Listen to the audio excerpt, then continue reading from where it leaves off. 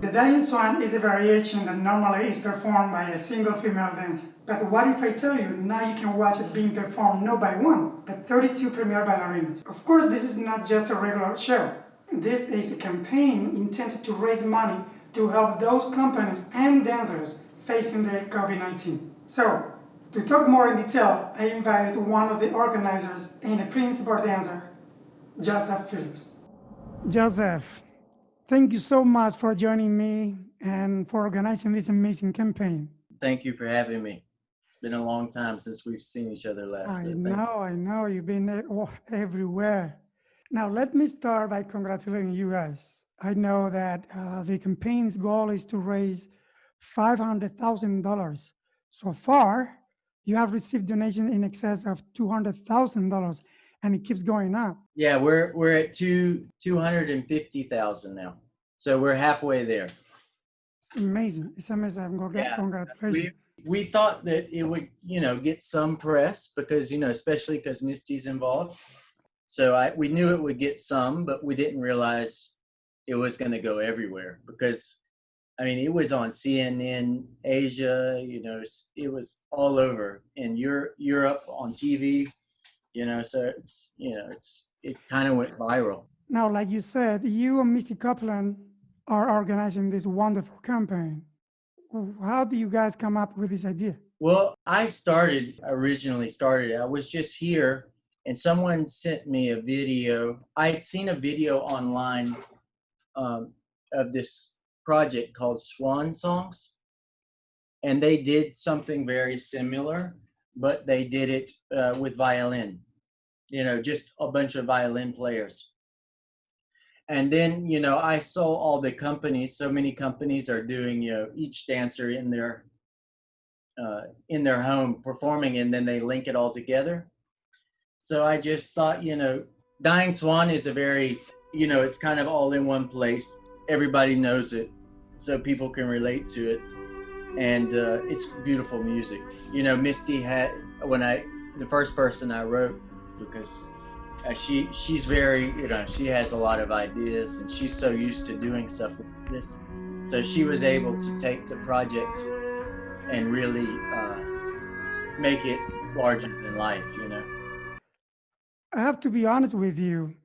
Sometimes when someone asks for donations, especially online, some people may be very skeptical about who the funds are really for, actually including myself. Tell us in a little more detail how will the funds be utilized and where they can go and donate. Yeah, so we're donating the money to companies whose dancers may be laid off, or for dancers who, for bare necessities, like they can't pay their rent, they can't they don't have money for food.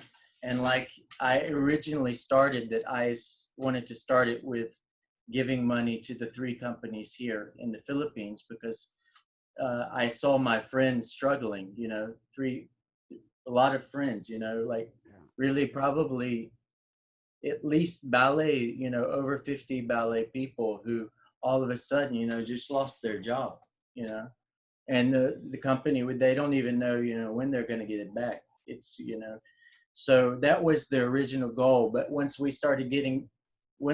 realized how much we could raise, we went and we expanded it even more to help outside, as many places as possible.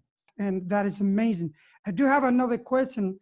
There is 32 female dancers. Right. How do you guys contact them? That was something that you and Misty Copeland did, or Yeah. How was that?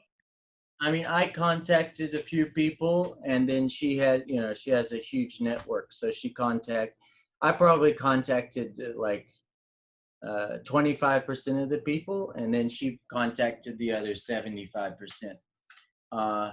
And then, everybody, for the most part, I think everybody said we didn't have any no's. So we honestly thought, oh, we'll probably get 10 people out of the 30 people we got. So, and we ended up getting 32. And we were really happy with that, because the more people see it. Everybody has their own audience. And it was just hard. It was really hard for me, because I actually did the complete editing. I edited the video. That was Yes. amazing. That's great. You know, I'm a filmmaker, and I saw that from that point of view too, from that perspective. And you Yeah. did a great job. I was like, I was wondering Yeah. who made this. I'm like, I literally was on the computer for 2 weeks doing it. Yeah. The thing is that we thought about getting an editor, but really, if you're not a dancer, you can't edit that film, because they have dancing off the music. They don't know what scenes to put. They don't know how the music.